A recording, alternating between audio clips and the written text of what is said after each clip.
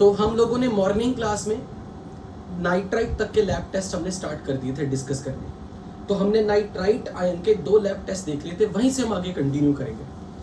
So quick revision, all nitrates are soluble, all nitrites are soluble except AgNO2, except silver nitrite। तो nitrite में हमने ये देख लिया कि किस तरह से नाइट्राइट KMnO4 का पर्पल कलर डिस्चार्ज करेगा, और अपने प्रीवियस सेशन में हमने ये भी देख लिया कैसे नाइट्राइट के साथ सिल्वर नाइट्रेट डालने पर AgNO2 के व्हाइट PPT आएंगे। सो continuation, in the continuation, our next very important test is test with potassium iodide।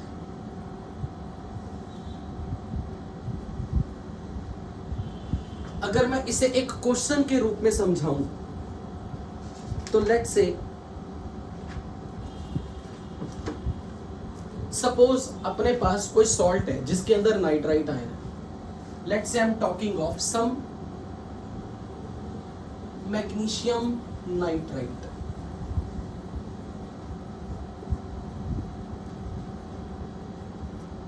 इस पर्टिकुलर सॉल्ट का एक्वस सॉल्यूशन मैंने लिया, डाइल्यूट सॉल्यूशन में। इसमें मैंने डाइल्यूट कंडीशंस में कोई एसिड डाला, लेट्स से H2SO4, और डाइल्यूट एसिटिक एसिड डाला। कहने का मतलब कि मैंने मीडियम एसिडिक किया और कुछ नहीं, मीडियम एसिडिफाई किया, और साथ में अब इसमें डाला potassium iodide.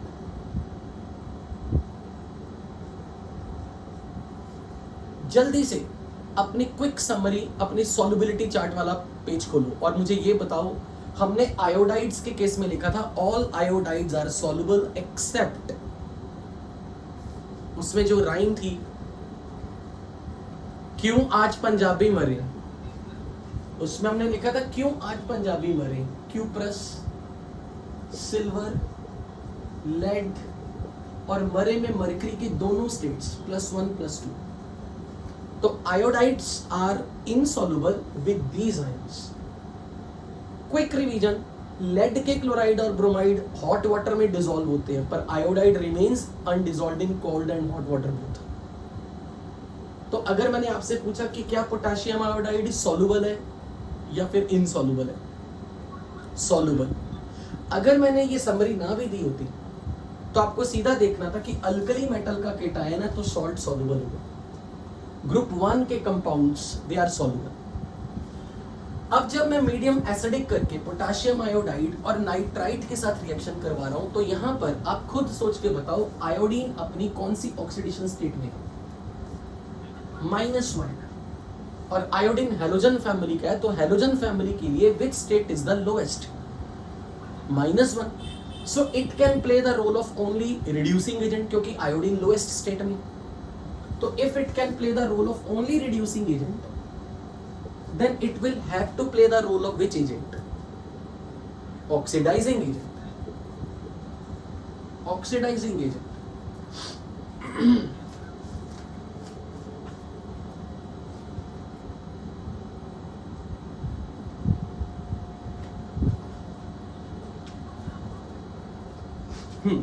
So nitrite ion में नाइट्रोजन का ऑक्सीडेशन नंबर चेक करो क्या है। What is oxidation state of nitrogen? +3। और नाइट्रोजन की highest oxidation state possible is +5, lowest oxidation state is -3। तो अब इस फैक्ट को ध्यान में रख के बताओ, नाइट्राइट कैन अंडरगो ऑक्सीडेशन और रिडक्शन और both. So it can play the role of both oxidizing agent as well as reducing agent। लेकिन ये रिड्यूसिंग एजेंट का रोल प्ले कर सकते हैं ओनली। तो अब इसको सिर्फ एक ही ऑप्शन है इसके पास, क्या रोल प्ले करें? Oxidising agent. तो अब तुरंत अपनी रिएक्शन वाले स्कीम में आ जाओ। नाइट्राइट या नाइट्रेट किस में कन्वर्ट होते थे? कुछ लिखा था, N2 और NO और समटाइम्स NO2। तो which is most stable among these? अगर ऑक्साइड्स की मैं बात करूं, NO. सो प्रोडक्ट में जब इसकी रिडक्शन होगी, क्योंकि ये ऑक्सीडाइजिंग एजेंट है तो इसकी खुद की रिडक्शन होगी। अब तो आप यहाँ पर ये भी रूल आउट कर सकते हो, अगर आपको ये नहीं भी मालूम होता तो आप यहाँ से ये भी रूल आउट कर सकते थे, सर यहाँ नाइट्रोजन +4 स्टेट में है, यहाँ तो +3 स्टेट में है, +2 स्टेट में है। और यहाँ अगर नाइट्रोजन +3 स्टेट में है और ये ऑक्सीडाइजिंग एजेंट है तो इसको खुद को क्या होना पड़ेगा? इसको खुद को क्या होना पड़ेगा? रिड्यूस या oxidise? It will have to undergo reduction. तो फिर अगर नाइट्रोजन +3 स्टेट में है तो can it go to +4 state? No, क्योंकि इसकी ऑक्सीडेशन होगी और इसकी रिडक्शन होगी। तो नाइट्रोजन जो ऑलरेडी +3 स्टेट में है तो वो रिड्यूस होकर लोअर स्टेट में जाएगा और लोअर स्टेट में ये बनाएगा NO। अब ये बताओ X माइनस किस स्टेट में जाएगा? कुछ किया था? X2 to X minus. So X minus, I minus will get oxidized to form iodine. Do you remember the color of iodine vapors? Iodine vapors violet. तो अब मैं यहाँ पर इस लैब टेस्ट में क्या बोलूंगा, ध्यान से सुनना, कि अगर मेरे पास एक टेस्ट ट्यूब है, उस टेस्ट ट्यूब में आपने कोई नाइट्राइट का सॉल्युबल सॉल्ट लिया, इसमें डाइल्यूट कंडीशंस में एसिड डाला, dilute acid is playing the role of medium for redox reaction. तो अब अगर मैंने इसमें I- डाला तो डेफिनेटली यहां से वेपर्स जो निकलेंगे I2 के निकलेंगे। अगर मैंने सामने स्टार्च पेपर रख दिया, स्टार्च पेपर, ओके, सो I2 के अगर वेपर्स निकले और सामने स्टार्च पेपर अगर मैं रख दूं, तो स्टार्च पेपर पर आयोडीन जब एब्जॉर्ब होगी तो कौन सा स्पॉट जनरेट करेगी? कौन से कलर का spot? Violet. So violet colouration appears.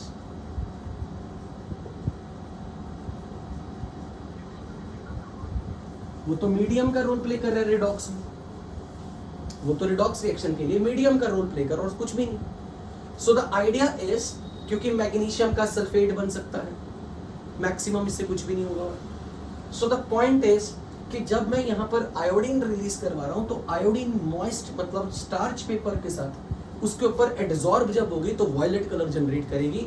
That is another indication कि नाइट्राइट का ये कंफर्मेटरी टेस्ट है, because nitrite is playing the role of reducing agent, oxidising agent here. तो I- को ऑक्सीडाइज करवा रहा है। सो यहाँ पर हम इसे प्रॉपर, अगर मुझे स्कीमेटिकली लिखवाना हो as a language wise, potassium अगर साथ में है तो एक मिनट, पोटाशियम के साथ बनवा दो ना, पोटाशियम सल्फेट, पोटाशियम नाइट, बिल्कुल। So what the language we will write down over here?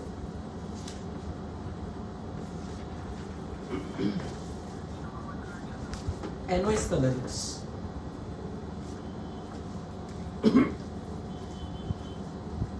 सो यहां पर आप लिखेंगे addition of nitrite solution to potassium iodide followed bye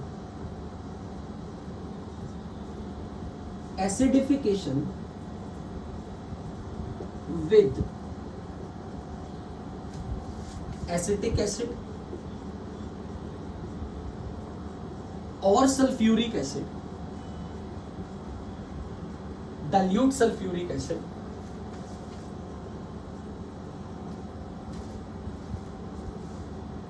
results in liberation of iodine,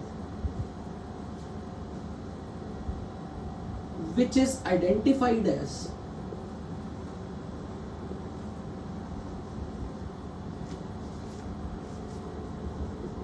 blue or violet spot at starch paper.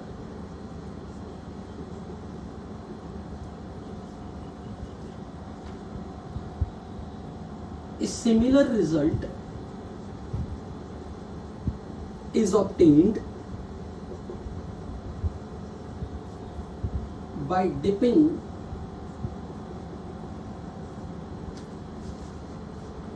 potassium iodide starch paper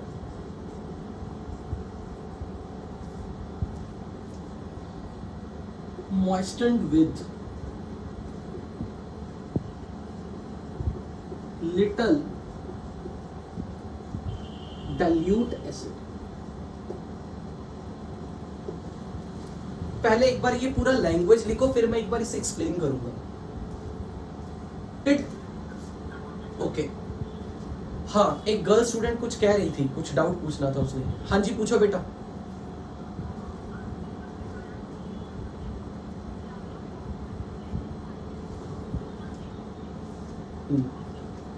N2 वो सिर्फ 2 case में निकलेगा। अभी मैं आ रहा हूं उस पॉइंट पे। N2 कब निकलेगा, वो ओनली 2 केसेस है बस। नहीं, ऐसा नहीं है।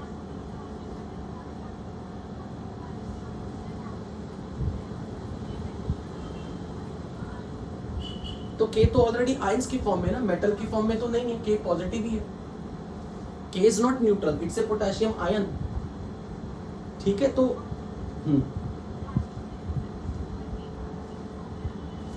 हाँ ठीक है, good, it's a strong acid, correct. उससे कोई फर्क नहीं पड़ रहा। नहीं, ऐसा कोई रीजन नहीं। वैसे ये क्वेश्चन बहुत अच्छा पूछा है कि आप एक तरफ स्ट्रॉन्ग एसिड बोल रहे हो, एक तरफ वीक एसिड ले रहे हो। एक्चुअल में हमें सिर्फ इस रिडॉक्स रिएक्शन को ना मीडियम एसिडिक में करवाना है। एक्चुअल में क्या होता है, अब जब पूछ ही लिया तो मैं इस बात का खुलासा कर ही देता हूँ। अगर कभी भी किसी रिएक्शन में हैलोजन निकल रहा है ना, प्रोडक्ट में हैलोजन, और अगर मीडियम हो गया बेसिक, तो बेसिक मीडियम में हैलोजन डिस्प्रपोर्शनेट कर जाता है। हैलोजन की डिस्प्रपोर्शनेशन हो जाती है अगर मीडियम बेसिक हो। इसलिए अगर आप हैलोजन को हैलोजन फॉर्म में अचीव करना चाहते हो, जो कि हम चाहते हैं कि आयोडीन I2 की फॉर्म में रहे, तो मीडियम की pH 7 से कम होनी चाहिए। अब वो आप कोई भी एसिड यूज कर लो, dilute HCl, dilute acetic acid, dilute H2SO4, हमें तो बस सॉल्यूशन की नेचर एसिडिक करनी है टू इंश्योर कि बनने वाले हैलोजन का डिस्प्रपोर्शनेशन हो। Is that clear? हाँ जी, ऑलरेडी लिखी हुई है वहां पे, चेक करो, ये तो ऑलरेडी लिखा हुआ। हाँ करेक्ट, वेरी गुड। तो ये एसिडिक कंडीशंस थी ना, इसीलिए मैंने X2 बनवाया। ठीक है, यू गॉट। अगर मीडियम बेसिक होगा तो बनने वाला हैलोजन डिस्प्रपोर्शनेट कर जाता है कि भाई जो निकलने वाला आयोडीन है वो डिस्प्रपोर्शनेट नहीं होना चाहिए, इसलिए मीडियम बेसिक नहीं रखना। क्या ये पॉइंट सबको क्लियर है? अभी जो गर्ल स्टूडेंट से मेरी कन्वर्सेशन हो रही थी। Okay, any other query from this reaction? हाँ बिल्कुल, कंसेंट्रेटेड एसिड इसलिए नहीं ले रहे क्योंकि कंसेंट्रेटेड एसिड्स में तो हम आने वाले क्लास 1B के रेडिकल्स को टेस्ट करने वाले हैं ना, तो हम डाइल्यूट एसिड्स ही ले रहे हैं क्योंकि नाइट्राइट के लिए हम यूज करते क्या, क्लास 1A के आयंस डाइल्यूट एसिड से निकलने वाली गैस से डिटेक्ट होंगे, right? Any other query? Iodine का कलर है, किसका क्या? तो वही तो लैब टेस्ट है, वही तो लैब टेस्ट है, कलरलेस से कलर, ये कलरलेस।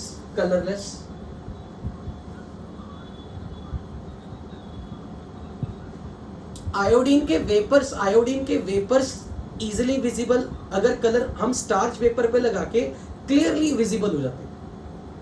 निकलने के टाइम पर वॉयलेट कलर ऐसे कोई भी बोल सकता है, क्योंकि देखो वॉयलेट कलर आपको वैसे भी दिख जाता है। ये जस्ट एक एडिड स्टेप्स होते हैं किसी भी कंफर्मेटरी टेस्ट के लिए, कि हमें उसको दिखाना हो कि दिस इज द प्रूफ कि देखो पेपर के ऊपर, स्टार्च के ऊपर आयोडीन की प्रॉपर्टी है, iodine gets adsorb on the surface of starch.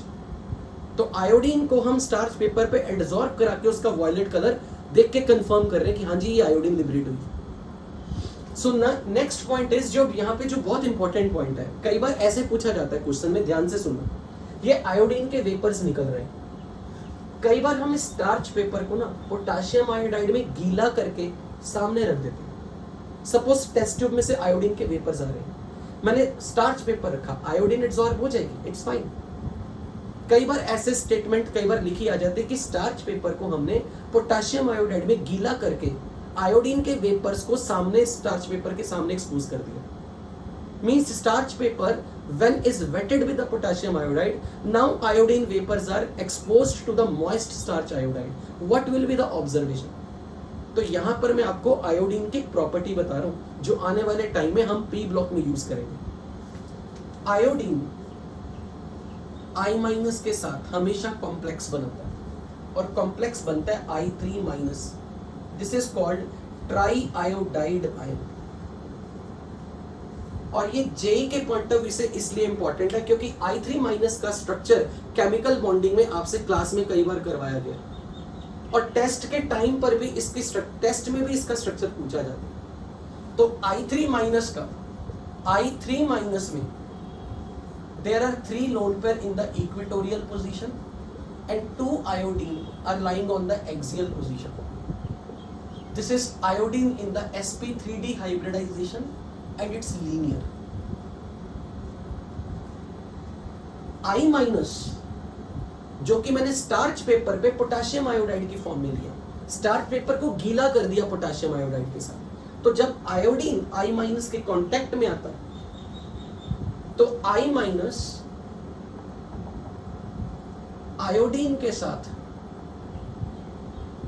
Coordinate bond बनाएगा in its vacant d orbitals.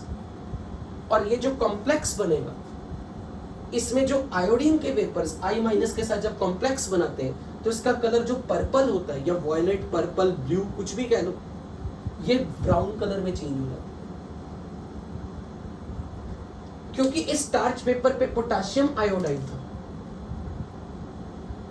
तो यहां पर अगर मैंने लिख दिया Ki तो अब अंडरस्टूड है, no one will be surprised अगर मैं यहां लिख दूं Ki3, K पॉजिटिव I3-। लेकिन यहां से आप ये ऑब्जर्वेशन कभी नहीं, या you won't infer that Ki3 में पोटेशियम 3+ है और आयोडीन 1- है। Is it correct? ये 3 पोटेशियम के लिए, और दिस इज रॉन्ग क्योंकि पोटेशियम का oxidation number can not be more than +1। ये गलती नहीं करनी। This is called potassium tri iodide. तो आयोडीन के पर्पल वेपर्स जब I- के कांटेक्ट में आते हैं, that's why it turns to brown colour because of formation of this complex which is Ki3, potassium tri iodide. इसीलिए ये लास्ट लाइन में देखो क्या लिखा है। पहले हमने क्या लिखा कि आयोडीन लिबरेट हो गई which is identified as blue or violet spotted starch paper। starch paper पे purple colour, violet colour, blue colour का स्पॉट आ गया। सिमिलर रिजल्ट इज ऑब्टेन्ड, यानी कि इसी तरीके का स्पॉट दिखेगा, पर कब?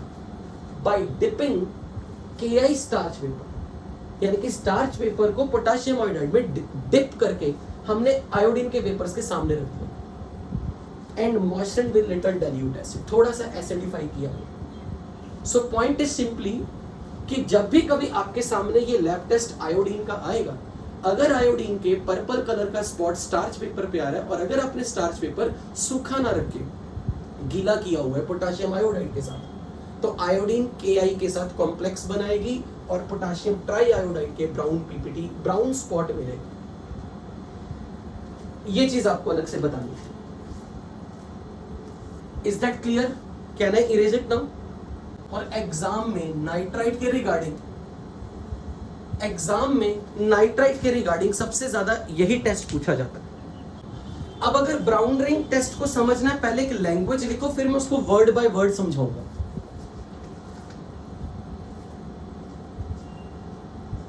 When nitrite solution is added carefully, मैंने अगर केयरफुली वर्ड को हाईलाइट किया तो किसी रीजन से किया, to a concentrated solution of FeSO4 acidified with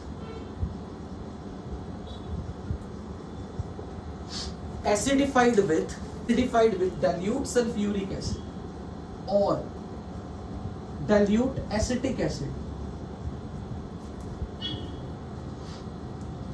a brown ring appears.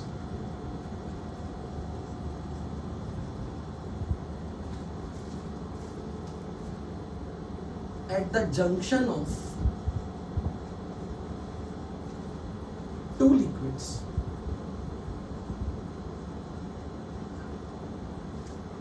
आज मॉर्निंग वाली क्लास में हमने जो सोडियम नाइट्रोप्रोसाइड का टेस्ट किया था वो, और एक ब्राउन रिंग टेस्ट, इनसे क्वेश्चन ना आए ऐसा हो ही नहीं सकता। They are so very very important test. क्या किया जाता है इसमें? सपोज ये टेस्ट ट्यूब, इस टेस्ट ट्यूब में आपके पास कोई भी सॉल्युबल नाइट्राइट है,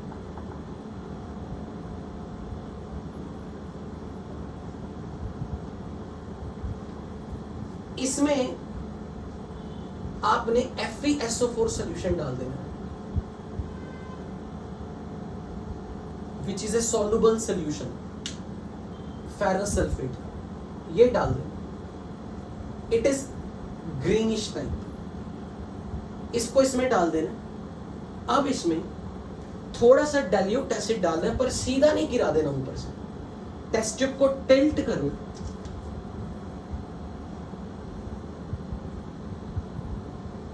यहां पर इस वक्त यहां पर इसमें FeSO4 प्लस सॉल्युबल नाइट्राइट है।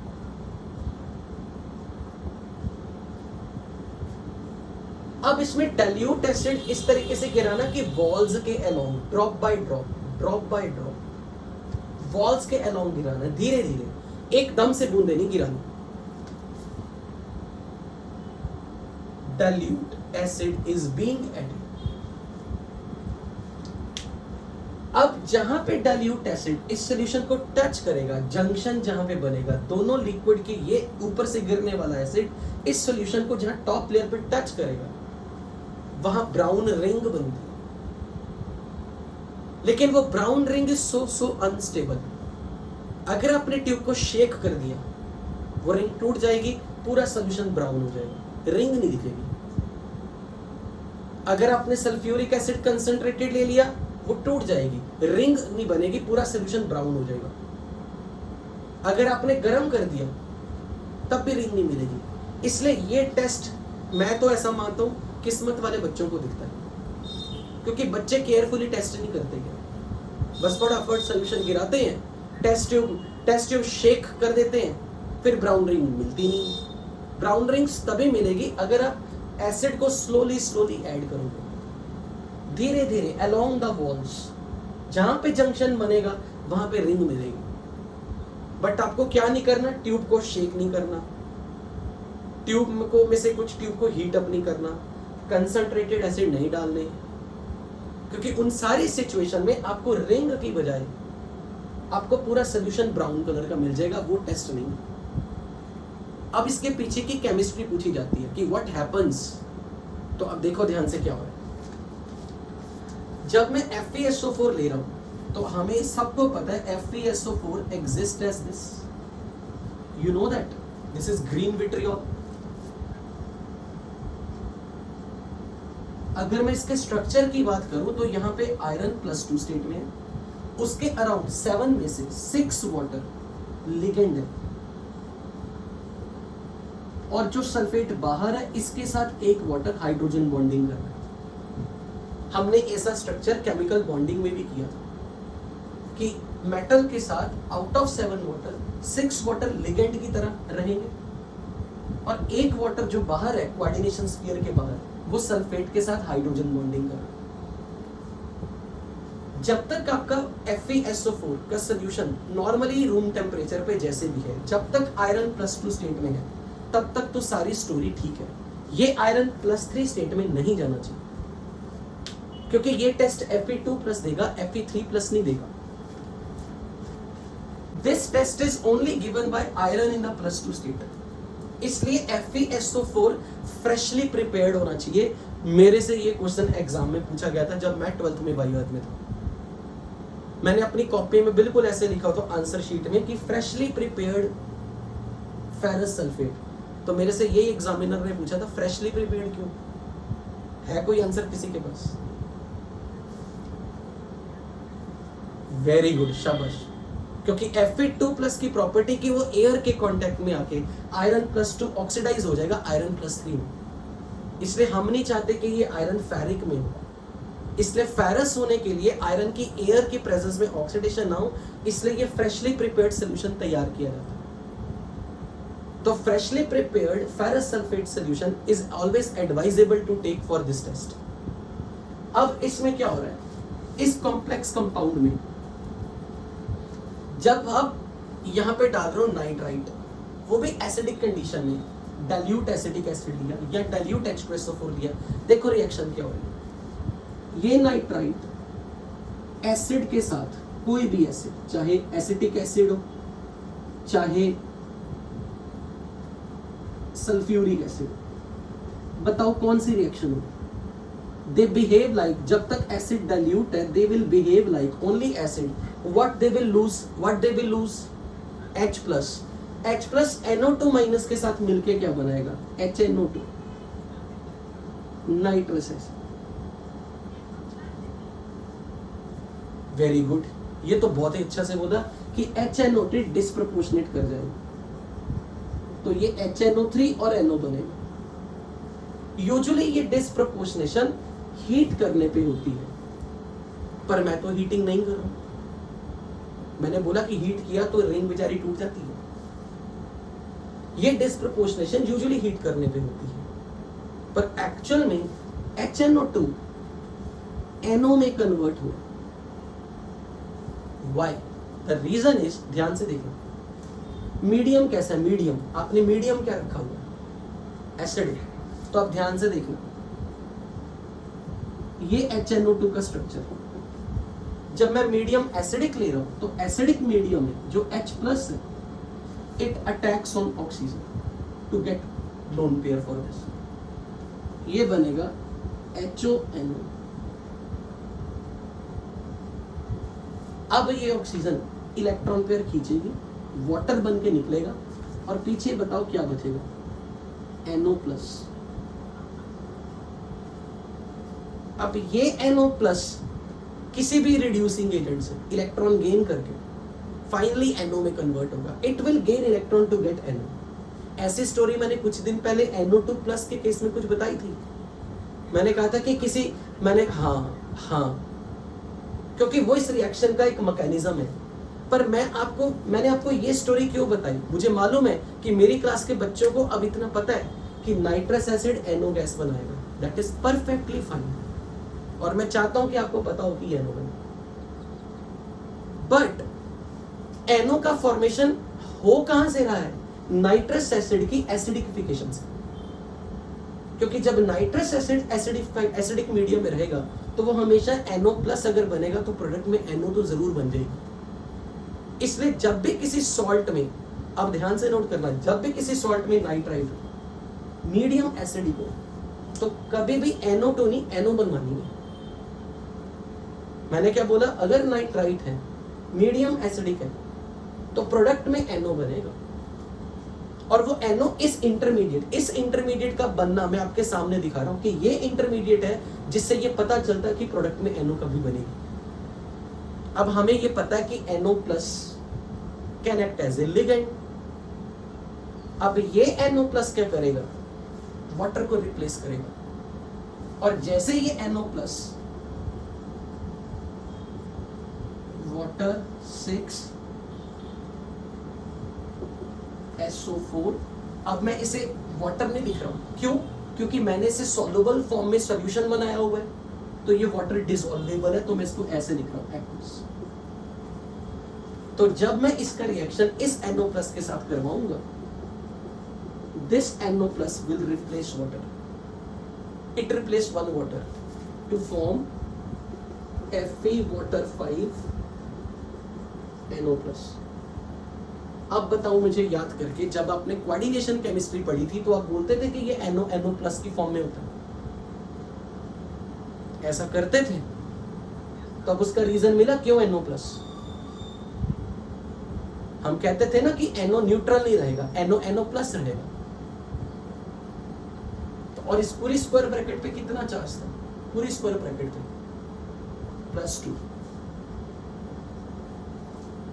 तो अब बताओ आयरन, अब आयरन का ऑक्सीडेशन नंबर बताओ क्या है? +1। तो बेसिकली हमने क्या किया, ये जो FeSO4 का जो कॉम्प्लेक्स है, इसमें जो NO प्लस है, it will replace the ligand water. तो NO plus will replace one water to form this complex, और ये ब्राउन रिंग कॉम्प्लेक्स है। This is brown ring complex.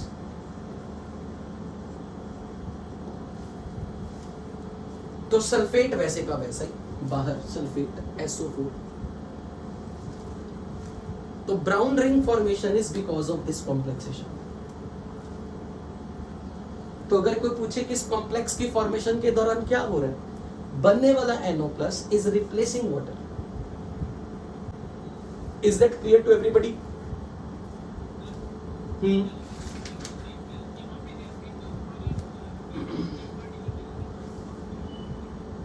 अरे ये देखो ना, एक्चुअल में क्या हो रहा है, यहां पर जब सल्फेट बन रहा है, मतलब जब मैं इस बोल रहा हूं कि ये पूरा जो कॉम्प्लेक्स है इस रिएक्शन में, बेसिकली तो ये जो NO है ना, ये इस वक्त अगर मैं NO प्लस लिख रहा हूं, बेसिकली ये कॉम्प्लेक्स हम लिखते तो इसी फॉर्म में है।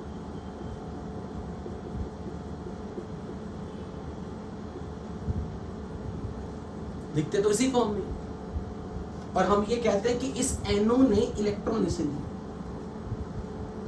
बेसिकली हमारा लिगेंड NO ही है, पर उस NO को मैं गैस फॉर्म में बन के नहीं जाने देना चाह रहा। मैं चाह रहा हूं कि वो NO जो भी आए वो Fe के साथ इस वाटर को रिप्लेस करे। NO should be ligand, NO should not be allowed to leave the system as a gas. बनेगा ड्यूरिंग द फॉर्मेशन इस NO प्लस के पास, जैसे कि मैंने बोला कि NO प्लस को इलेक्ट्रॉन कहीं से भी मिला वो NO बन जाएगा, और NO प्लस के लिए NO बनना इज हाईली स्पॉन्टेनियस रिएक्शन। अगर आप NO को बनवा रहे हो, लेकिन हम चाह रहे हैं कि वो NO लिगेंड की फॉर्म में रहे, तो डेफिनेटली लिगेंड की फॉर्म में NO को NO प्लस में जाना पड़ेगा और आयरन को +1 में रिड्यूस करना पड़ेगा। ये काम करवाना मुश्किल काम है, ये इजी नहीं है। इसलिए हम ये कह रहे हैं कि इस टेस्ट को केयरफुली करवाओ, क्योंकि अगर मैं केयरफुली नहीं करवाता हूं, अगर मैं ये बोला ना कि ये NO प्लस बना है, तो डेफिनेटली ये NO प्लस में जब बन रहा है, ये किसी ना किसी से इलेक्ट्रॉन गेन करके NO जरूर बन रहा हो। और अगर वो इलेक्ट्रॉन गेन करके NO बन रहा है, तो वो NO अब गैस बन के जाने को तैयार है। बट अगर हम चाहते हैं कि FeSO4 के कांटेक्ट में लाके वो लिगेंड की तरह काम करे, तो NO को तो NO प्लस की फॉर्म में आना पड़ेगा, और अगर NO को अपना NO प्लस बनना है तो उसको इलेक्ट्रॉन आयरन को ट्रांसफर करना पड़ेगा, और आयरन +2 स्टेट से +1 स्टेट में फिर जाएगा। वैसे अगर मैं बोलूं कि NO प्लस के थ्रू ही हम Q की कॉम्प्लेक्सेशन जब करवा रहे हैं, तो ये हमें पता कैसे लगता है कि NO ही है या NO प्लस है? ये तो हम इस कॉम्प्लेक्स की मैग्नेटिक मोमेंट चेक करके बताते हैं ना कि अनपेड इलेक्ट्रॉन किसके पास है। पैरामैग्नेटिज्म लिगेंड के कारण है या मेटल के कारण है? करते थे ऐसे सवाल कोऑर्डिनेशन में, बोलो। तो बेसिकली अगर कोई कहे ना कि सर यहाँ पर NO प्लसेस का प्रूफ क्या है, प्रूफ ये है कि जब हम इसकी मैग्नेटिक मोमेंट स्टडी कर रहे हैं, वो मैग्नेटिक मोमेंट बता रही होती है कि अनपेड इलेक्ट्रॉन आयरन के पास है, ना कि NO के पास। तो मैं यहाँ पर आपको छोटा सा पॉइंट रिवाइज करवाना चाहता हूँ, जो मैंने कोऑर्डिनेशन के टाइम पे, आई डोंट रिमेम्बर किस बैच में बताया था, मैंने वहां पर NO के 4 कॉम्प्लेक्स लिखे थे। वन इज दिस,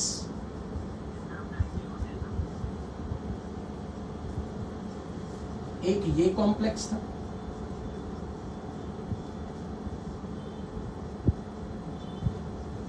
एक कॉम्प्लेक्स ये था,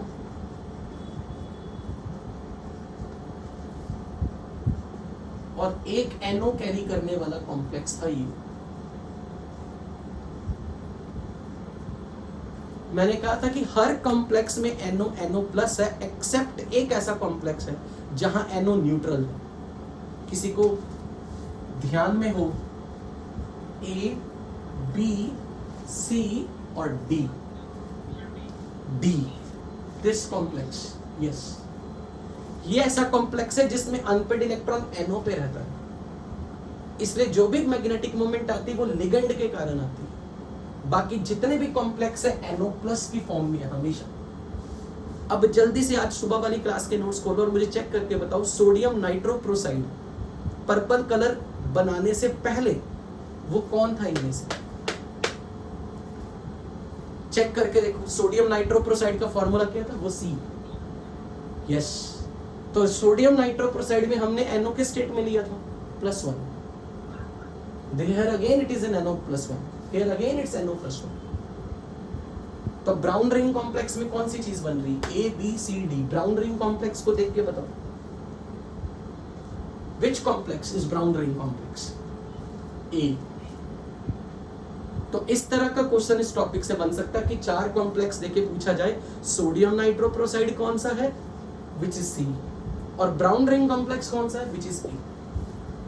So in all A, B, C, NO is present in +1 form, but here NO is present in neutral। Is that clear बच्चों? Additional point, during brown ring test formation,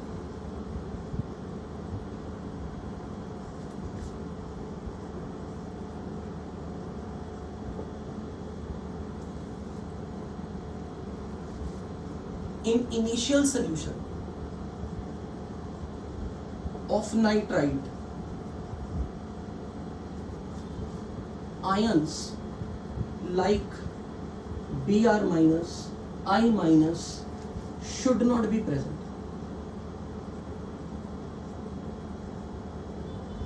बताओ मैंने इस lines को पढ़ के आपको क्या मैसेज मिल रहा है, मतलब क्या मैं बताना चाह रहा हूं?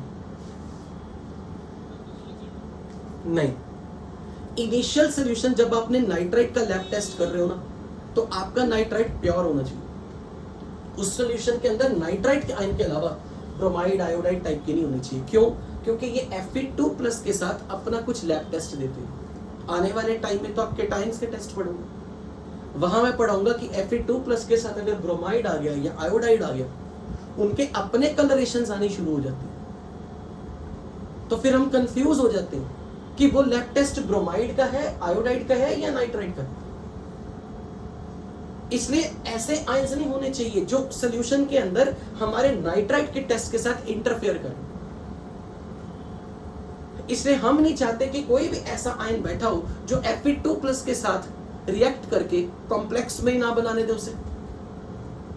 हमें तो कॉम्प्लेक्स चाहिए, ये ना हो कि ये आयन Fe2+ के साथ कंज्यूम होकर कुछ नई चीज बना दे और एक नया ऑब्जर्वेशन आ जाए, और वो ऑब्जर्वेशन हमें नाइट्राइट के टेस्ट में इंटरफेरेंस दिखेगी। They interfere in this test, so no ion should be present in solution which can combine with Fe2+ and can spoil our complex formation. इसलिए सॉल्यूशन में इस टाइप के आयंस नहीं होने चाहिए, या कोई ऐसी इंप्योरिटी नहीं होनी चाहिए जो Fe2+ के साथ कंबाइन करके उसे कॉम्प्लेक्स ना बनाने दे। हमें तो कॉम्प्लेक्स बनवाना है। हम चाहते हैं कि Fe2+ स्पेसिफिकली NO लिगेंड के साथ कंबाइन करे।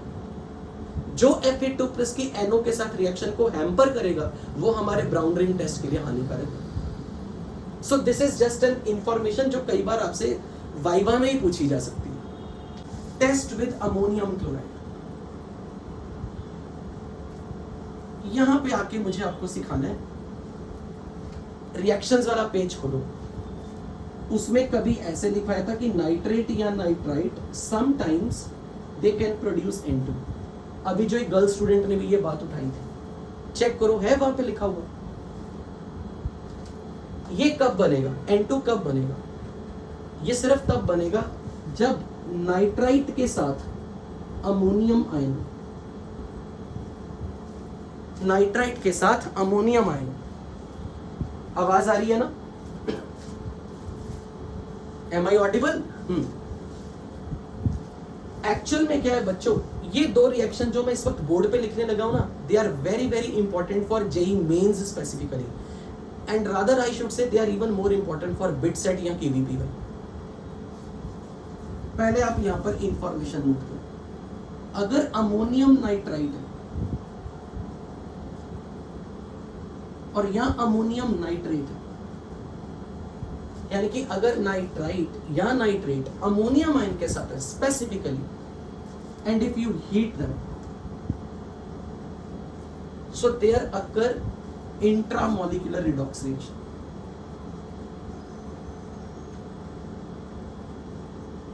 Intramolecular redox.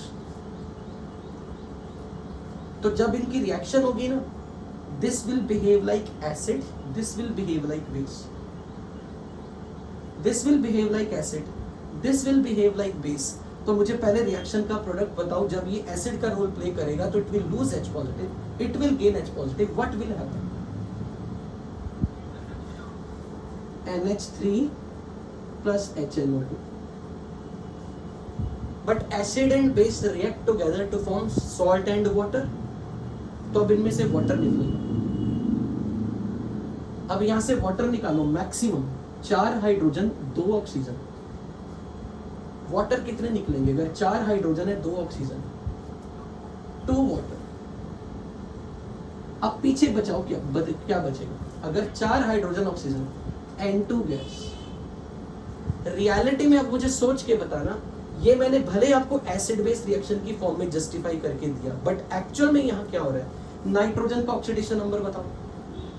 नाइट्रोजन का oxidation number, no, it is -3. -3 NH4 plus. I am talking of this cation. Nitrogen का ऑक्सीडेशन नंबर इज -3. और नाइट्राइट में नाइट्रोजन का ऑक्सीडेशन नंबर +3. अब ध्यान से सुनो, this is in higher state, this is in lower state. और nitrogen अपनी लोअर स्टेट में क्या रोल प्ले करे? कौन सा agent? Reducing agent. Reducing agent. तो ये इसे रिड्यूस करेगा, तो ये अपने 3 इलेक्ट्रॉन लूज करेगा, ये 3 इलेक्ट्रॉन गेन करेगा. अब ये बताओ, ये 3 इलेक्ट्रॉन लूज कर रहा है तो इस पे कौन सा चार्ज आएगा? अगर ये 3 इलेक्ट्रॉन लूज कर रहा है और ये 3 इलेक्ट्रॉन गेन कर रहा है, तो ये 3 इलेक्ट्रॉन गेन करने के बाद क्या बनेगा? 0 स्टेट में नाइट्रोजन. और ये 3 इलेक्ट्रॉन लूज करने के बाद 0 स्टेट में नाइट्रोजन. तो 0 स्टेट में नाइट्रोजन के 2 एटम बन गए N2. इसलिए अगर कभी नाइट्राइट से N2 बन रहा है तो इसका मतलब उसका काउंटर आयन खुद इंट्रामोलिकुलर रिडॉक्स कर रहा है. Can I call this reaction as comproportionation reaction और डिसप्रोपोर्शनेशन रिएक्शन? जरा बैकवर्ड भी देख लेना. नाइट्रोजन 0 से +3 में गई तो क्या होगी? नाइट्रोजन 0 से +3 में गया, ऑक्सीडेशन. नाइट्रोजन 0 से -3 में गया तो रिडक्शन. तो इसी की ऑक्सीडेशन और इसी की रिडक्शन बैकवर्ड डायरेक्शन में हो रही है. तो डिसप्रोपोर्शनेशन कौन सा है? बैकवर्ड या forward? Backward. So can I call it is reverse of disproportionation of N2? So this reaction is come proportionation. It's intramolecular redox. बोलो, ये बात समझ में लगी या नहीं लगी? कि अमोनियम नाइट्राइट डीकंपोज करके N2 बना देगा. और N2 गैस जब निकलेगी सॉल्यूशन में से, बबल्स बन के निकलते हैं, तो हम बोलते हैं ब्रिस्क एफर्वेसेंस इज ऑब्जर्व. बिल्कुल कोई भी गैस निकले पानी में से, बबल बनाती हुई कोई गैस निकल रही है. बेसिकली यहां पर एसिड बेस रिएक्शन क्यों बोला? क्योंकि acid base react together to form something and water. और मैं यही काम यहां करने लगा हूं बच्चों. नाइट्रोजन, अमोनियम आयन और नाइट्रेट में, this is in -3 state, this is in +5 state. सोच के बताओ, नाइट्रोजन अपनी हाईएस्ट स्टेट में है तो ये क्या रोल प्ले करेगा? Oxidising agent. और ये लोअर स्टेट में है, ये रिड्यूसिंग एजेंट. तो अब इनमें से वाटर निकालो वाटर. 4 हाइड्रोजन है और 2 ऑक्सीजन ही निकल सकते हैं ना. मैक्सिमम 4 हाइड्रोजन के साथ कितने वाटर? 2 वाटर ही तो निकल सकते हैं. तो पीछे क्या बच जाएगा? Very good, N2. Nitrogen is in +1 state. Now tell me, अगर मैं बैकवर्ड डायरेक्शन में देखूं तो नाइट्रोजन +1 से +5 में आए तो N2O का ऑक्सीडेशन, और +1 से -3 में आए तो N2O का रिडक्शन. तो backward reaction is what? Disproportionation of N2O, लेकिन फॉरवर्ड रिएक्शन क्या हो रही है फिर, कम प्रपोर्शनेशन.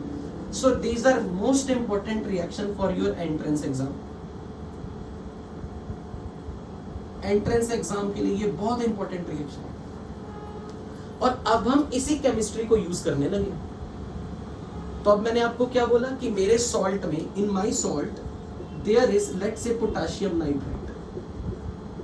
नाइट्राइट है, हमें तो नाइट्राइट के लैब टेस्ट करने. टॉपिक थोड़ा ना भूलना कि हमारा टॉपिक है नाइट्राइट के लैब टेस्ट. अगर ये सॉल्युबल है, इसमें अमोनियम क्लोराइड डाला और हीट किया, रिएक्शन करके बताओ क्या बनेगा. कैटायन एनायन एक्सचेंज करो, KCl plus ammonium nitrite.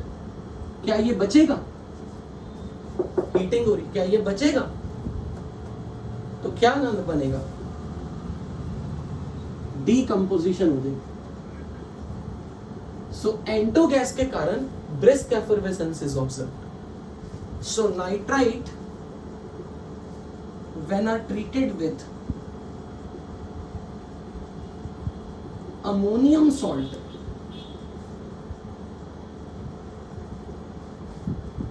undergo cum proportionation and liberate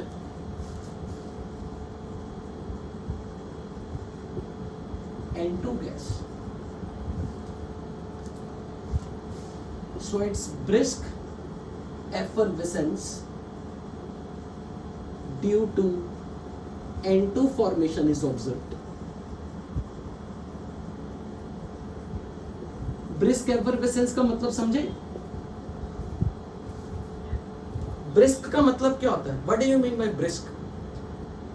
हड़बड़ाहट, तेजी तेजी में, ब्रिस्क वॉक करना.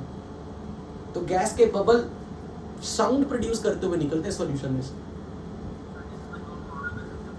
बिल्कुल बिल्कुल बिल्कुल ठीक, बहुत ही बढ़िया. अब यहां पे मैं आपको लेके जा रहा हूं थोड़ा ऑर्गेनिक केमिस्ट्री में.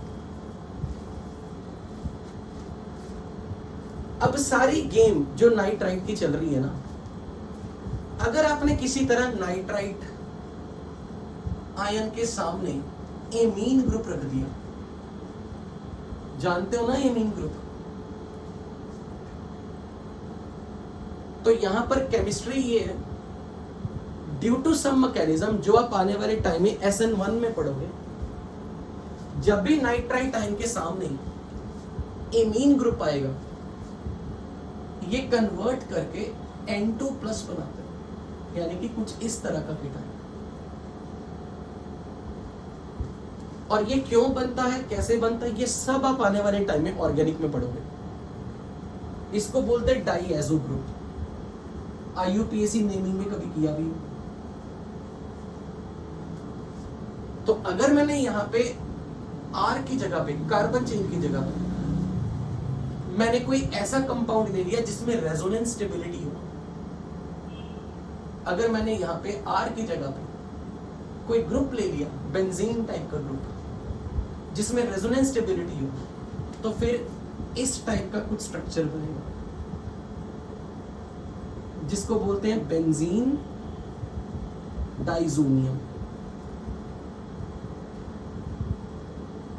कीटाणु. क्योंकि इस पॉजिटिव, इस पाई बॉन्ड का इस रिंग के साथ रेजोनेंस है, इसलिए ये कीटाणु जिंदा है, स्टेबल है. लेकिन अगर मैंने यहां कोई कार्बन चेन रखी जिसके साथ इसकी रेजोनेंस ऐसी नहीं है जैसे कि एरोमेटिक कंपाउंड्स में, तो फिर ये बॉन्ड बड़ी इजीली टूटता है, नाइट्रोजन गैस बन के निकलती है और पीछे कार्बोकेटाइन बन जाएगा. कहने का मेरा ये मतलब है, आने वाले टाइम में जब आप ऑर्गेनिक पढ़ोगे, आपको ये सिखाया जाएगा, जब भी नाइट्राइट के सामने कोई भी कंपाउंड आ गया ऑर्गेनिक का जिसमें NH2 है, तो कुछ इस तरीके का इंटरमीडिएट बनता है जो डीकंपोज करके N2 बनाता है. तो ये नाइट्राइट का लैब टेस्ट है कि nitrite ion, any compound which has amine group, they liberate N2 gas. इसलिए आपसे यह सवाल पूछा जाता है कि अगर हमारे पास सोडियम नाइट्राइट हो और अगर मैंने इसे यूरिया के साथ रिएक्ट कर दिया, यूरिया के साथ, तो क्या होगा? तो पहले तो ये चेक करो क्या इसमें नाइट्राइट आयन है, NO2 माइनस है, क्या इसमें NH2 ग्रुप है, NH2 ग्रुप दिख रहे हैं, तो ये दोनों मिलके कौन सी गैस रिलीज करेंगे बताओ? N2 gas. तो मैं आपको एग्जैक्ट मैकेनिज्म तो अभी नहीं बता सकता क्योंकि वो टाइम कंज्यूमिंग भी होगा और आने वाले टाइम में आपने ऑर्गेनिक में पढ़ भी लेना, पर अपने लिए ये काम की चीज नोट कर लो कि कभी भी नाइट्राइट के सामने एमीन ग्रुप आ गया तो प्रोडक्ट में N2 गैस रिलीज होगी because of formation of diazonium type की चीज। इसलिए ये लाइन कभी वर्ड में लिखी आ जाए ना, डाइजोनियम कैटायन इज फॉर्म, तो आपने लगाओ कि सर ने कभी कानों में, मतलब आपके कानों में ये जाना चाहिए कि हाँ यार सर ने कभी क्लास में बोली थी ऐसी चीज। तो एक्चुअल में हम इसी पर टेस्ट करने लगे, तो मैं पहले उसके लिए वर्डिंग लिखवा रहा हूं, test of nitrite with urea.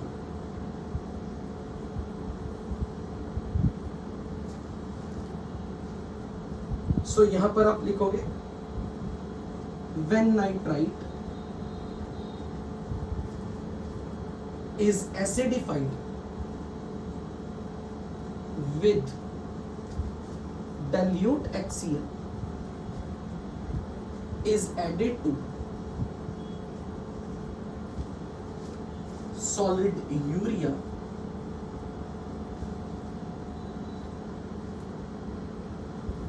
N2 gas is released.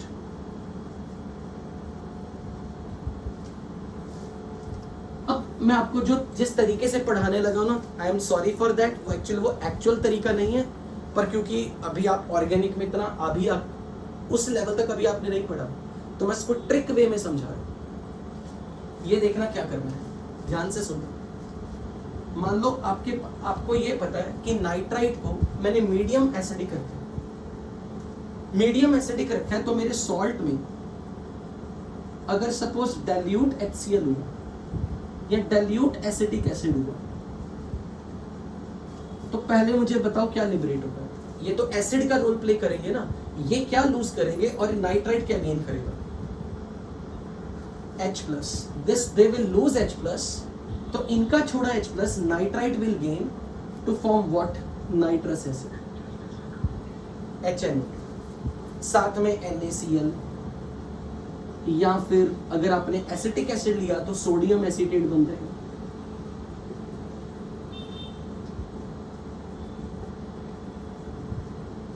अब अगर कोई ग्रुप है आपके पास जिसमें NH2 ग्रुप है लाइक यूरिया, और मैं नाइट्रस एसिड के साथ इसकी रिएक्शन करवा रहा हूं, तो मैं नाइट्रस एसिड को इंटेंशनली ऐसे लिख रहा हूं HONO, जैसा इसका स्ट्रक्चर है। तो ध्यान से देखना मैं क्या करने लगा, आपने क्या काम करना, H2O वाटर निकाला, N और N2 गैस, तो जो पीछे कार्बन चेन जो भी है उसको क्या मिल जाएगा? OH, तो बेसिकली ये अल्कोहल में कन्वर्ट हो जाएगा। I am sorry for this dirty trick, पर मुझे लग रहा है बच्चों को मार्क्स लेने के लिए तो बड़ी आसान लगेगी। H2O, N and N2 gas, तो पीछे जो बचा OH वो कार्बन पे चिपका दो, अल्कोहल बनेगा। अब आप ये काम यहां करके दिखाओ, अगर मैंने ये एमीन वाला ग्रुप, कार्बन चेन वाला ग्रुप यूरिया लिया होता, तो क्योंकि यहां पर 2 NH2 ग्रुप है, तो मैं 2 इक्विवेलेंट HNO2 के साथ रिएक्शन करवा, तो मुझे बताओगे प्रोडक्ट क्या बनेगा? प्रोडक्ट क्या बनेगा? आपको क्या करना है, NH2 ग्रुप हटा के क्या लगाना है? OH, तो NH2 ग्रुप अगर हटा दो तो प्रोडक्ट में यहां पर क्या लिखूं? C डबल बॉन्ड O के साथ यहां क्या लिखूं? Who is that? Who is that?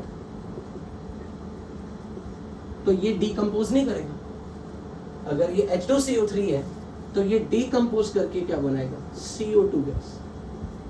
इसलिए आपसे पूछा जाता है यूरिया में जब नाइट्रेट डाला तो N2 अकेला नहीं निकलता, साथ में कौन सी गैस निकलती है? Yes, and CO2 is released. Is this reaction clear? बोलो।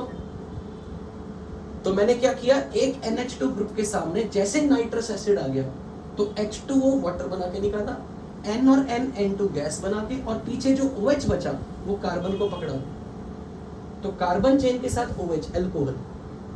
हालांकि ये प्रॉपर रिएक्शन किसी मैकेनिज्म से होती है जो मैंने यहाँ पर उसका एक स्टेप बताया है। बेसिकली ये सब आप ऑर्गेनिक में देखोगे और देखोगे कि ये क्यों होता है, कैसे होता है। बट काम की चीज है, जिस भी कंपाउंड में एमीन ग्रुप आ गया, सामने nitrous acid, in short nitrite ion अगर आपको दिख गया, मीडियम एसिडिक है, सामने एमीन ग्रुप है, तो N2 गैस जरूर निकले। और ये क्वेश्चन मोल कंसेप्ट के न्यूमेरिकल की फॉर्म में आपको पूछा गया है, और APSP सेक्शन में ये न्यूमेरिकल में कहीं।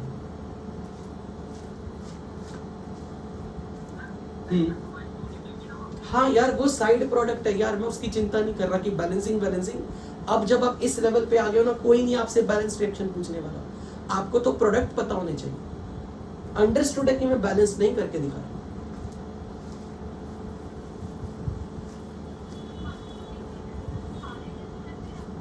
सारे अगर एक करना होता तो फिर हम एक ही बताते।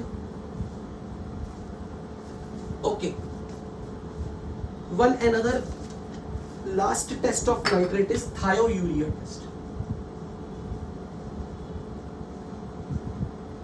थायोयूरिया टेस्ट वो भी इससे काफी मिलता जुलता है।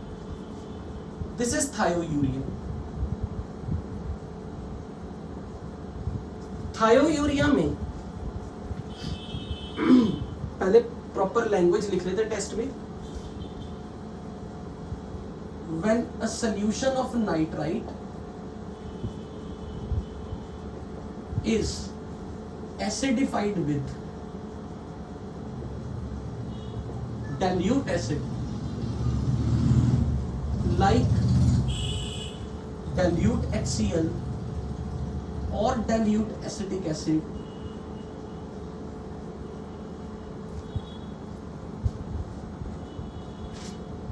added is, and thiourea is added. आप बताओगे डैश गैस इज रिलीज्ड। कोई रीजन है या रट्टा मार लिया?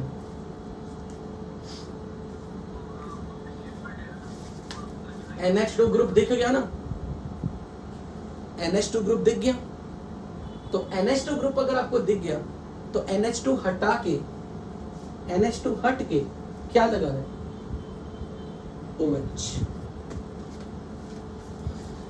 अब साथ में देखो मैं क्या लिखा हूं, and dash is formed,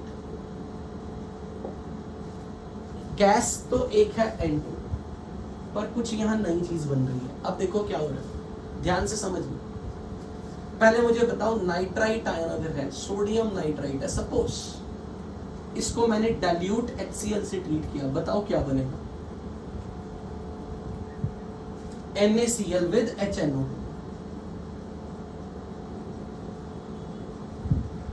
This will lose H plus, it will gain H plus, तो HNO2 बन गया। अब HNO2 जब थायोयूरिया के साथ रिएक्ट कर रहे,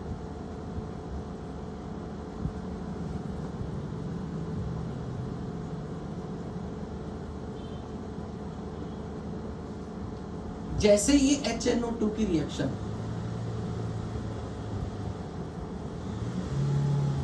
तो मुझे ये बताओ क्या करवाऊं, क्या क्या निकलवाऊं यहां से, जैसे मैं यहां से बोल रहा था H2O N2 गैस, तो यहां पर NH2 हट के क्या लग जाएगा? OH।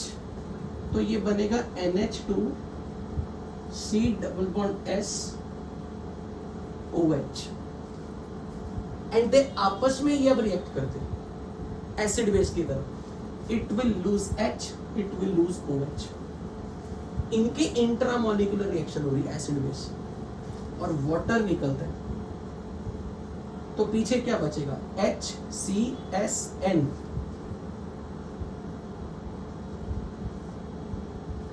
HCSN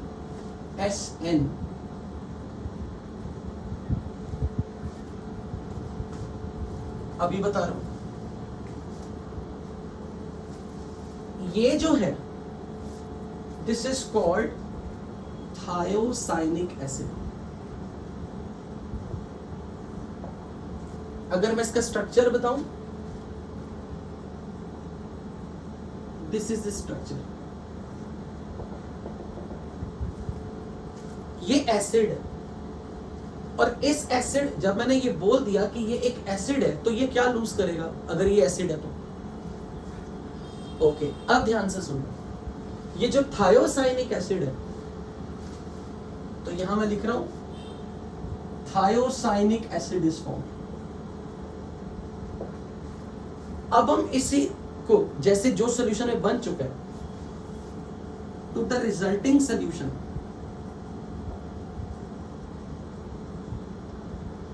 we add FeCl3। ये टेस्ट आपके लिए बनेगा जेईई एडवांस का परफेक्ट क्वेश्चन। आयरन अगर +3 स्टेट में है तो इसकी पेक्यूलियर प्रॉपर्टी है कि अगर ये SCN- के कांटेक्ट में आ गया तो ये कुछ ऐसा बनाएगा, FeSCN थ्राइस। चेक करो, अगर इसका +3 चार्ज है और ये -1 है, वैलेंसीज इंटरचेंज कर दूं, ये बनेगा। इसका ब्लड रेड कलर प्रेसिपिटेट बनता है। तो हम इसमें क्या करते हैं, जिस सॉल्यूशन में नाइट्राइट है उसमें थायोयूरिया डाल के हीट करते हैं और उसमें FeCl3 की ड्रॉप्स डाल देते हैं। अगर FeCl3 की ड्रॉप्स डालने पे रेड कलर आ गया तो वो कंफर्म कर देगा कि ये बना था, और अगर ये बना है तो इसका कंफर्मेशन है कि HNO2 बना है, और अगर HNO2 बना है तो कंफर्म है कि नाइट्राइट था। तो जिस सॉल्ट में नाइट्राइट है उसको एसिडिफाई करके अगर मैंने थायोयूरिया डाला तो बीच में अगर थायोसाइनिक एसिड बन रहा है, इसकी गारंटी, इसकी कंफर्मेशन कौन देगा? FeCl3 का सॉल्यूशन डालूंगा, अगर उसका कलर चेंज हो गया, रेडिश कलर में आ गया, तो that is the confirmatory test कि nitrite is present. So to the resulting solution when we add FeCl3, blood red coloration is observed. This is which ion? नाम बता सकते हो इसका Fe3+ का नाम? Ferric. This is called ferric sulphocyanide. वैसे जिसने बोला उसने गलत नहीं बोला, थायोसाइनाइड बोल सकते हो आप इसे। We call it as sulphocyanide, ferric sulphocyanide. तो फेरिक सल्फोसाइनाइड के गलत नहीं है, उसके लिए ये वर्ड, ये कॉमन नेम है, उसका यूज किया जाता है। थायोसाइनाइड तो आपने IUPAC नाम बता दिया।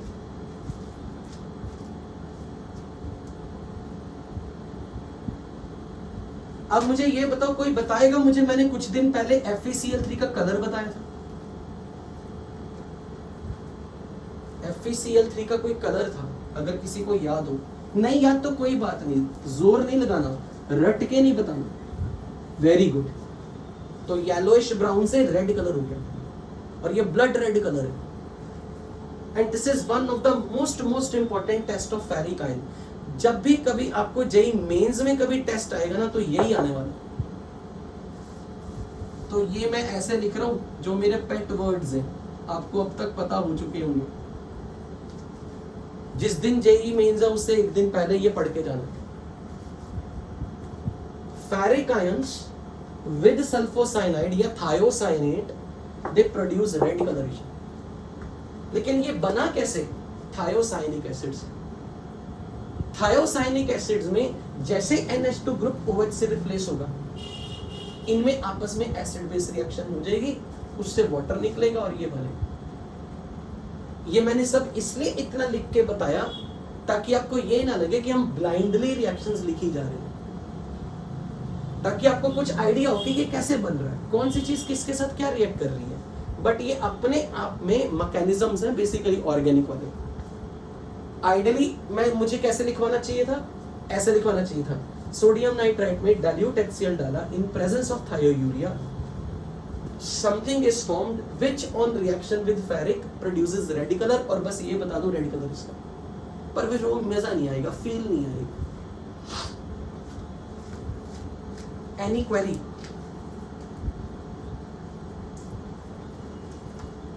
लगा देते हैं एक बार, चल चेक कर क्या बनता, चल लगा, क्या बनाएगा, चल बोल। हाँ हाँ करो, क्या बनेगा?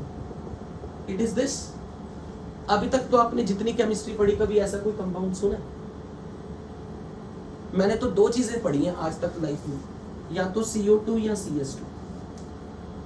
मैंने तो बीच की कोई चीज नहीं पढ़ी।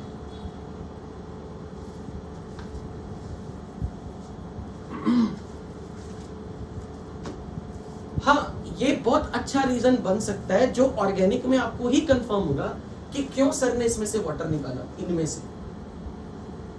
यार कोई हैरानी वाली बात नहीं है। मुझे एक बात बताना जरा, मैं नहीं मानता कि आपको इस पे कोई आपत्ति होनी चाहिए। जरा आप मुझे एक बात बताओ, जब मैंने यूरिया लिया था, urea,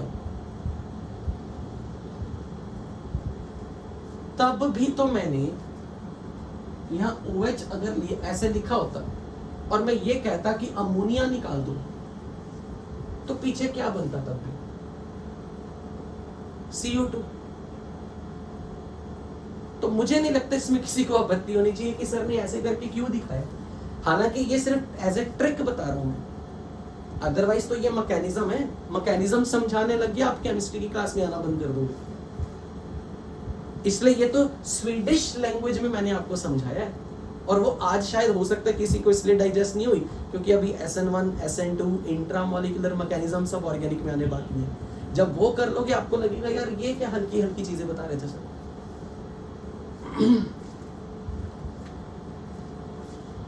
Okay, have you noted all this?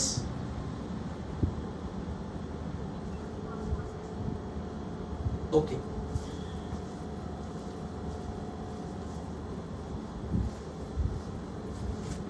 So हमारे नाइट्राइट आयन के सारे लैब टेस्ट कंप्लीट हो चुके हैं। I will just cross confirm कि कुछ रह ना गया।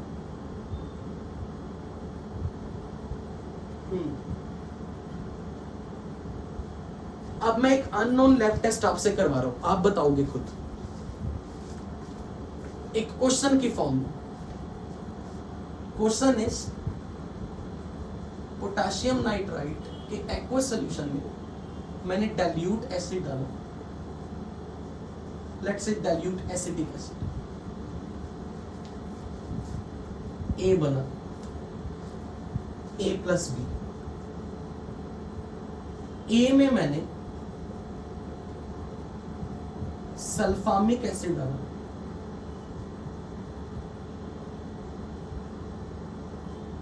सल्फामिक एसिड, R लिबरेट हुआ। तो आपने मुझे बताना है what is R, what is A, what is B। Let's say ये क्वेश्चन मैंने आपको ऐसे दे दिया, सपोज JEE मेंस में आता है।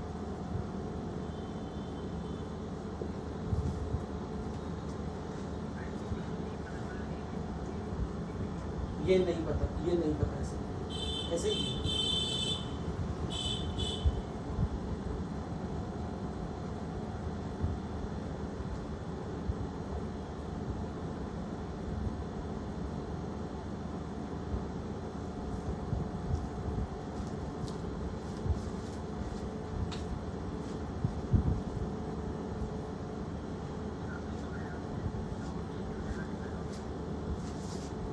मुझे तो R में इंटरेस्ट है बस।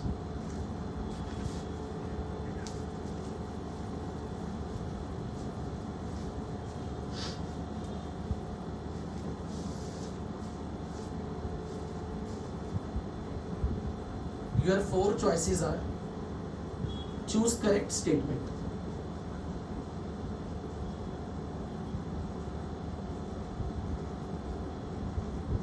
B is HNO2, A is sodium acetate, A is HNO2, R is N2, R is N,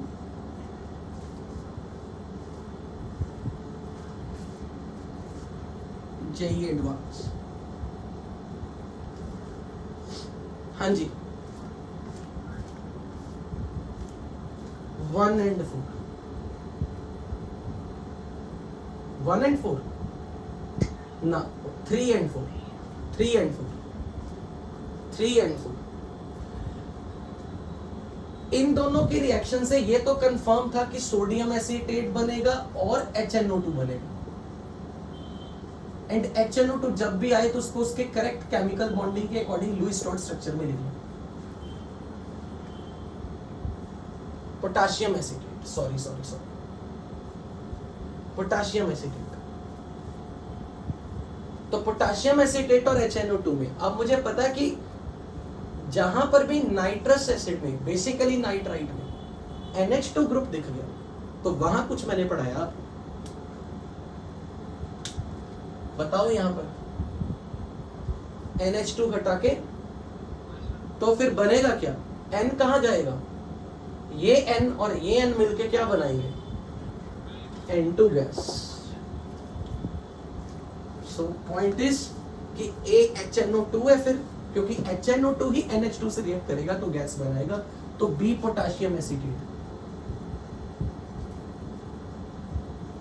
अब मुझे एक बात बताओ, अगर हमने ये यूरिया और थायो यूरिया वाला ना पढ़ा होता और अनएक्सपेक्टेडली क्वेश्चन आता, प्रॉब्लम होती या नहीं होती? इसलिए क्वालिटेटिव एनालिसिस में जब मैं कुछ पहले बताऊंगा ना, ये मान के चलना कि इस वक्त जो सर बता रहे हैं ना, वो आपको ABCD सिखा रहे हैं। क्वेश्चन आपको उससे मिलता जुलता पूछा होगा। अगर आपको पता है यूरिया थायो यूरिया वाली रिएक्शन, तो आपको इससे मिलती जुलती कोई कंपाउंड दे दी जाएगी।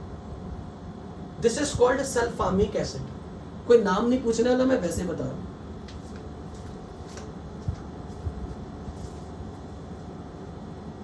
Okay, so one last point जहां पे हम क्लास अब वाइंड अप कर लेंगे।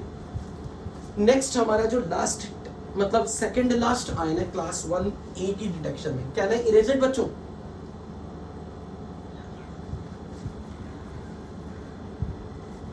so now we are going to start the study of thiosulfate ion.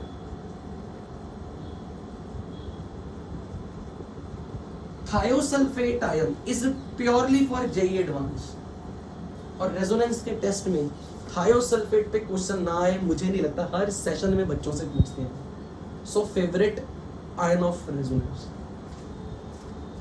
Thiosulphate ion is S2O3 2-। तो यहां पे जो काम की चीज है ना, पहले तो वो नोट करो। All thiosulphates are soluble except lead, barium, copper, silver,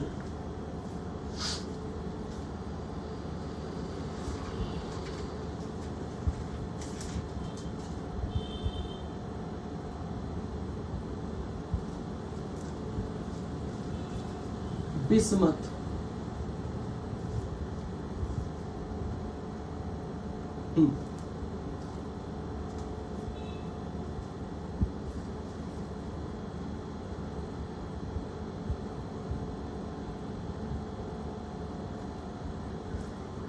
शायद मैंने थायोसल्फेट लिखवाया नहीं था सॉल्युबिलिटी चार्ट।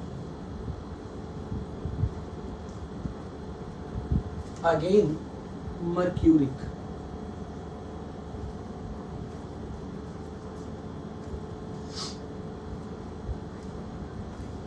हर एक में ही आ जाता। अच्छा, अब मुझे ये बताओ, मेरी जो राइम थी ना, मैंने आज से कुछ दिन पहले ना एक राइम लिखवाई थी, आप पेज नहीं पलटोगे ऑनेस्टी के साथ। क्यों पंजाबी, क्यों आज पंजाबी बीमारी से मरे, ये राइम। वेरी गुड, शाबाश। तो बेसिकली अब ये भी नोट कर लो, जो बेसिक कार्बोनेट बनाएगा वो थायोसल्फेट के साथ प्रेसिपिटेट देगा। ये ट्रिक क्या अपनी रहेगी फिर। जो राइम आपने उस दिन ये ध्यान में रखी थी, जो केटायंस बेसिक एसीटेट्स बनाएंगे वो थायोसल्फेट के साथ पहले पीपीटी बनाएंगे, और जैसे आप थायोसल्फेट एक्सेस में डालोगे पीपीटी डिसॉल्व हो जाएंगे। कोई है रीजन, सोच के बताना। सुनना मेरी बात ध्यान से, पहले सुनना। ठीक है, वेरी गुड। तो मैं क्या करूंगा, मैं किसी आयन को रखूंगा, उस आयन में थायोसल्फेट डालूंगा, और ये वो आयन होंगे जो हमारे इस राइम के जो बेसिक एसीटेट बनाते हैं, वो पहले पीपीटी बनाएंगे, फिर मैं उसमें थायोसल्फेट और एक्स्ट्रा डालूंगा, मेरा पीपीटी डिसॉल्व हो जाएगा। यही क्वेश्चन रेजोनेंस वालों ने आपसे पूछ लिया। बोलो ये बात समझ लगी या नहीं। और पीपीटी का बनना और थायोसल्फेट की पीपीटी का बनना, और फिर थायोसल्फेट एक्सेस में डाल दिया, वही पीपीटी डिसॉल्व हो गया, शॉर्ट निशानी की कोऑर्डिनेशन कंपाउंड बना। यहां पर अब मैं जो चीज एस ब्लॉक के रिगार्डिंग बता रहा हूं, एस ब्लॉक के regarding, beryllium, magnesium, calcium, strontium, barium, इन ग्रुप टू में अगर थायोसल्फेट्स की मैं बात करूं, थायोसल्फेट्स ऑफ ग्रुप 2, इनकी सॉल्युबिलिटी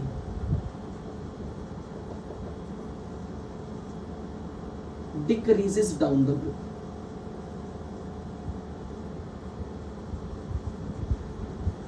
इसलिए कई बार पूछा जाता है मैग्नीशियम का थायोसल्फेट सॉल्युबल है बट बेरियम का थायोसल्फेट सॉल्युबल नहीं। तो अगर down the group decreasing order of solubility पे आ गया थायोसल्फेट्स की, beryllium thiosulphate, magnesium thiosulphate, calcium thiosulphate, strontium thiosulphate, barium thiosulphate, इनकी solubility increases down the group.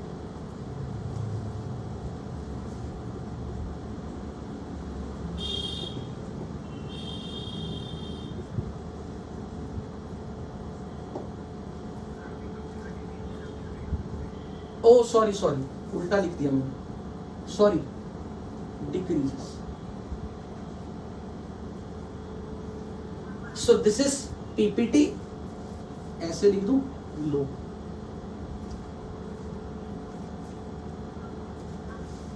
Decreases. तो इसका पीपीटी है, इन सबके किसी का पीपीटी नहीं। It is soluble, it is soluble, soluble, soluble, insoluble. तो अब मेरे को आप कोई राइम बताओ यार, मेरे को ना ये राइम तो फिट हो रही है। क्यों आज पंजाबी बीमारी से मरे, मैं बा से कुछ बनाना चाहता हूँ, फिट नहीं हो रहा, दोपहर से सोच रहा हूँ। नहीं, वो बेचारे में तब बोलता जब बेरिलियम होता, बा से कुछ बनाना चाह रहा हूँ।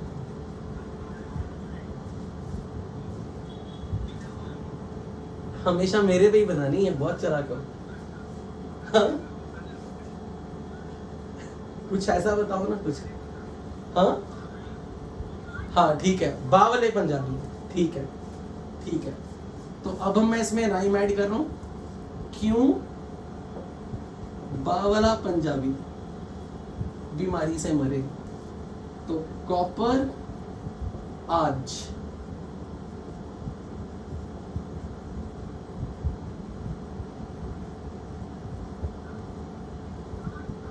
चलो यार समझ आओ, भावनाएं समझा करो अब आप।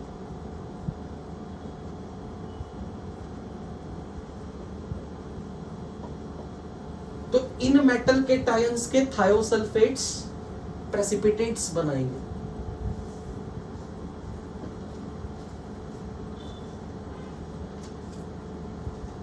तो अच्छा अब ध्यान से सोच के बताना मुझे,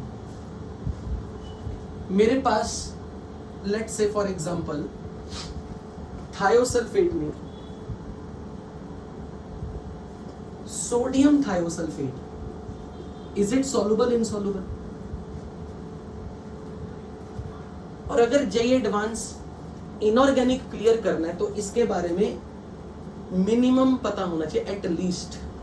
सोडियम थायोसल्फेट, पहली बात तो आपको यह पता होना चाहिए, it exist as pentahydrate and its common name is hypo. इसको कभी मत रटना, आने वाले टाइम में ऑलमोस्ट मैं हर क्लास में ये पढ़ाने वाला हूँ, ये इतना इंपॉर्टेंट है। बिना इसके इनऑर्गेनिक का गेटवे नहीं एंटर कर सकते। और इसकी जरूरत कहां पड़ती है? जब आप आने वाले टाइम में पढ़ोगे फोटोग्राफी। फोटोग्राफी में आने वाले टाइम में आपको समझाया जाएगा हाइपो सॉल्यूशन में क्या किया जाता है। जो कभी आपने फोटोग्राफिक फिल्म देखी, नेगेटिव वाली रील, जो लोग कभी कभी ब्लैक एंड व्हाइट फोटो कभी खिंचवाई हो, तो एक रील होती है जिस पुरानी फोटोज में, उस पे नेगेटिव जब चिपकता था ना, पहले नेगेटिव बनता था, एक्चुअल पिक्चर नहीं आती थी, नेगेटिव इमेज छपती थी पेपर पे। वो इमेज को रील पे चिपकाने के लिए फिक्सर का काम ये करता है हाइपो, ये केमिकल करता है। How the image is get imprinted on the paper. So this is used as a basically developer, image developer. तो आने वाले टाइम में आप फोटोग्राफी में इसको यूज करने वाले हो, एंड केमिस्ट्री में तो इसका बहुत बहुत बड़ा काम है थायोसल्फेट के बारे में। और खासकर इसमें ये क्वेश्चन इस फॉर्म में पूछा जाता है, ये इकलौता पूरे पीरियोडिक टेबल में ये इकलौता सोडियम का थायोसल्फेट है जिसके साथ वाटर ऑफ क्रिस्टलाइजेशन है, और किसी के टाइम के थायोसल्फेट में वाटर ऑफ क्रिस्टलाइजेशन है। ये ऐसे भी पूछा जाता है क्वेश्चन। तो sodium thiosulphate it is soluble, इसका मैंने एक्वस सॉल्यूशन बनाया। अब मैं आपसे पूछ रहा हूं कि मैंने कैल्शियम क्लोराइड डाला और बेरियम क्लोराइड डाला,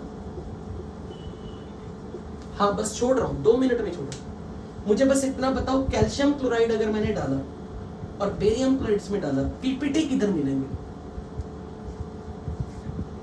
वेरी गुड। तो यही इसका पहला लैब टेस्ट है कि aqueous solution of sodium thiosulphate में जब बेरियम क्लोराइड डाला तो बेरियम थायोसल्फेट मिलेगा, और अगर कैल्शियम क्लोराइड डाला तो कैल्शियम थायोसल्फेट मिलेगा। Cation anion exchange, sodium chloride calcium thiosulphate. अब कैल्शियम थायोसल्फेट और बेरियम थायोसल्फेट में it is insoluble, it is soluble, तो ये एक्वस फॉर्म में रहेगा और ये पीपीटी बना देगा। ये इसकी एक प्रॉपर्टी।